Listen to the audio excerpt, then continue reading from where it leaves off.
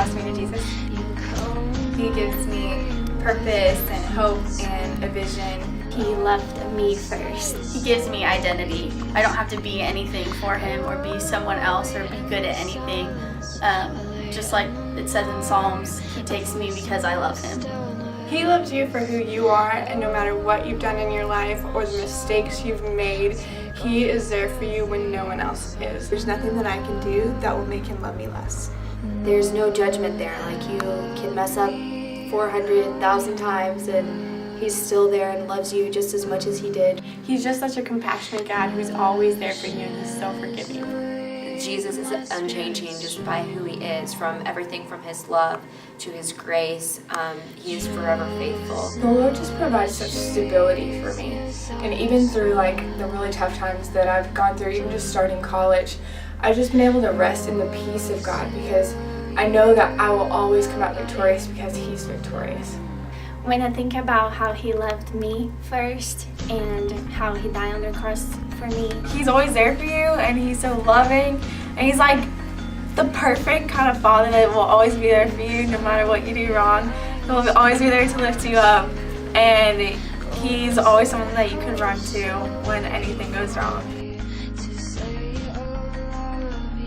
The fact that he loves us no matter what, and he's there for us through anything that we're going through. I think what draws me to Jesus isn't necessarily one thing, because God is too big to grasp in one thing. His love draws me to him, his peace, his grace. Instead of being on the outside, he makes us be on the inside with him. I think what is most endearing about that is the fact that I cannot find another person like that on earth. I cannot find another person that is so faithful and that is so good. As a girl, sometimes we're always trying to fit a certain image or try to be somebody that we're not. But with Jesus, he shatters those molds that we're trying to make for ourselves. God is consistent in loving me through hardships and through trials and through good situations and bad situations. He's just really been faithful in loving me and guiding my life and just being there for me. No matter how many times that you mess up or no matter how many times that you did something wrong, he is always going to be there waiting for you with an open arm. God's never going to change his mind about you. Your parents may change their mind. Your boyfriend may change his mind. Your best friend may change her mind, but God never will. I think it's that he's truly the only one that satisfies my heart. There's not a single time where I can look at Jesus or look at who he is in my life and say that you have failed me. But I can look at every other hour of the day and say, Lord, I have failed you.